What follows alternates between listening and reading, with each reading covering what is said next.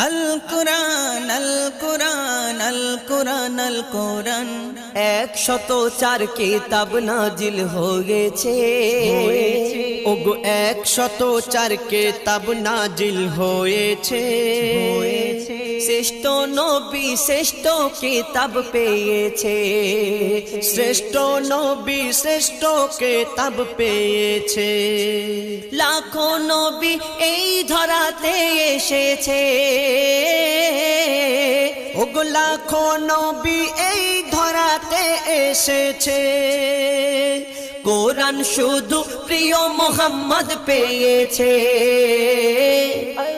104 কিতাব নাজিল হয়েছে শ্রেষ্ঠ কিতাব শ্রেষ্ঠ নবী পেয়েছে 22 বছর 5 মাস আর 14 দিন ধরে